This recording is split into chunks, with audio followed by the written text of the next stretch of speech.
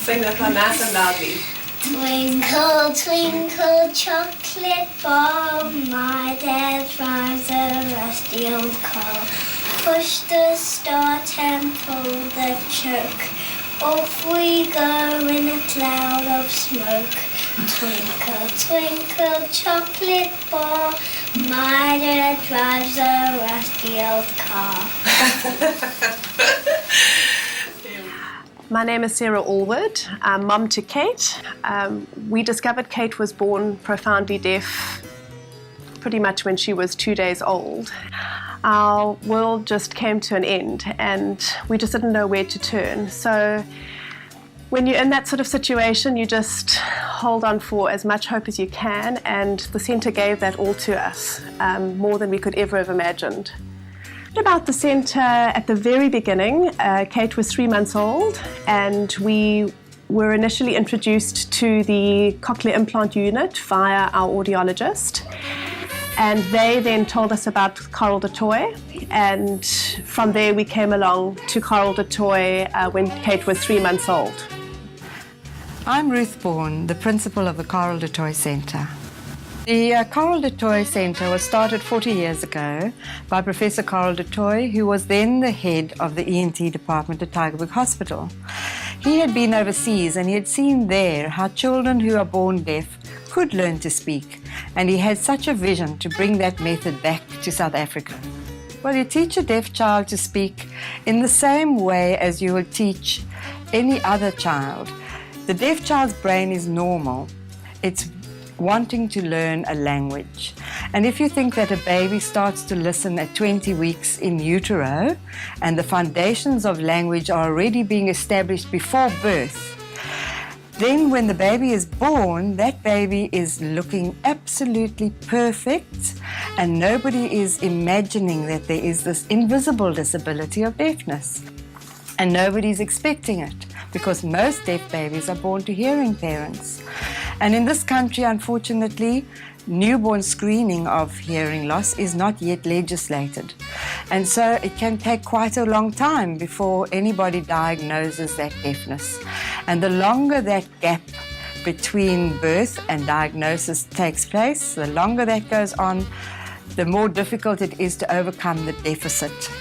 The earlier you start, the more the brain is able to acquire the foundations of language in the most natural and normal way possible.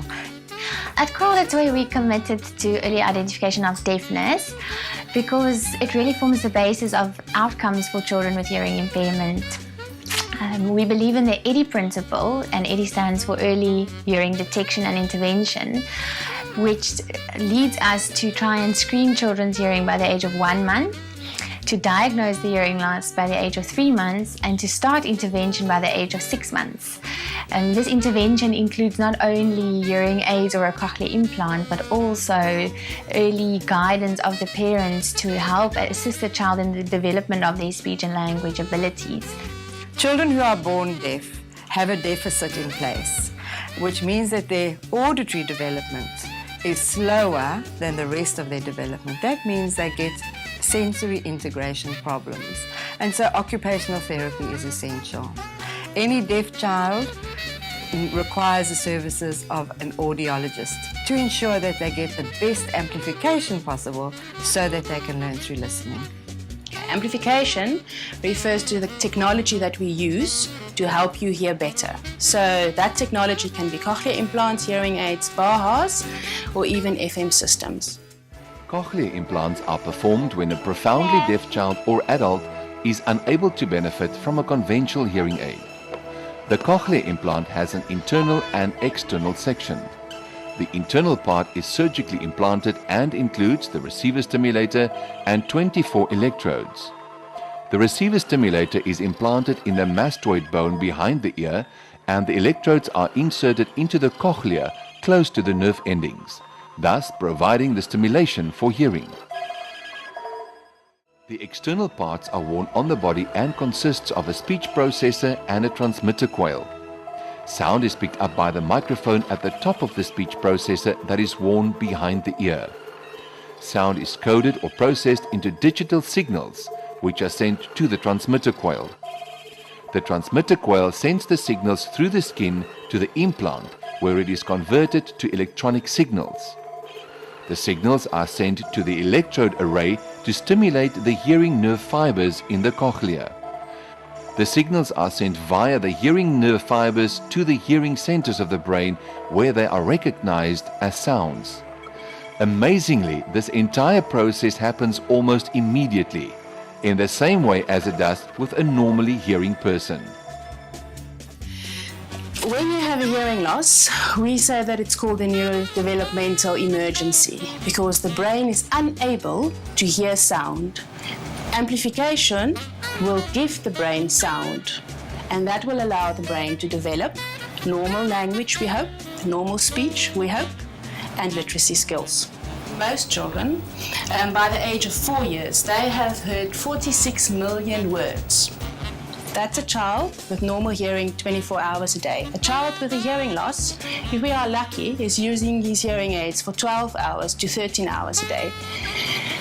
Taken into consideration that child also needs to hear those 46 million words 3 times more. Technology in this day and age is excellent. So the children who cannot even hear a helicopter landing nearby, with a cochlear implant, they now can hear a whisper and they can speak on the telephone. So technology is overcoming deafness. It's not a cure, but it certainly is helping them to learn through listening. And that is what we're doing at this school. We are learning through listening, which is the way the brain normally learns language. Our vision for Carel de Toit Centre is that our children will acquire the age-appropriate language by the time they are 7. And then, if their language is the same as every other child, they then can go into mainstream education. So our vision is for our children to go into mainstream education and to lead normal lives integrated into society. Hi, my name is Carel. I'm 35 years old. I've been at the Carel de Toit school nearly 32 years ago. If it wasn't for the Carel de Toit, which have allowed me normal speech, I wouldn't have been able to go to mainstream primary school and high school, and that in turn have allowed me to go to university, where I've managed to obtain a degree at UCT for business science and honors degree in economics, and eventually I've got a master's degree in business administration from Stellenbosch University. That education opportunities have given me a chance to start my own business, travel the world, allowed me to communicate normally and easily with anybody I come across. Carel de Toit is unique in that it works with the families and the babies from the moment they are diagnosed as deaf. Many of the other schools have to wait until the children turn 3 before the intervention can start. And if you think that the window of opportunity for acquiring language is in the first 3 years of life, and so it is critical that we start working with them as soon as possible.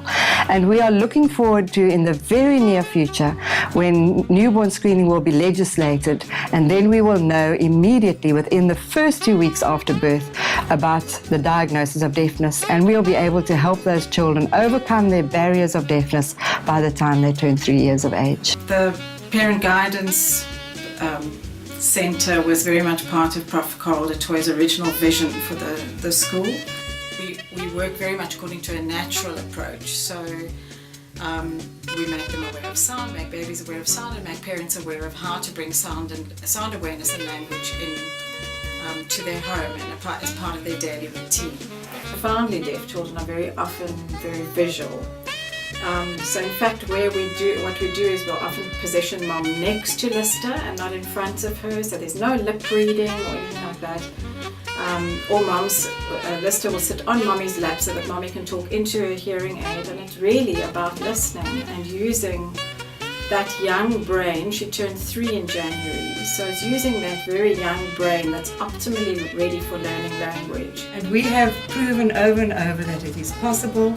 We have past pupils who are in careers that you wouldn't imagine was available to deaf children. For instance, we have a professional ballerina who went through UCT Ballet School.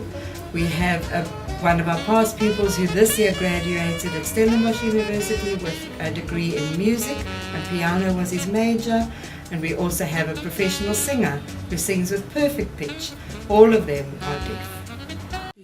At the Carel du Toit Centre, we enroll all children, and it does not matter whether they can financially afford the school fees or not. We provide them with the help that they need. And a very large part of our work is fundraising to support those families who can't afford the hearing aids, who can't afford the transport or the school fees. We are really here to help everybody. We turn nobody away.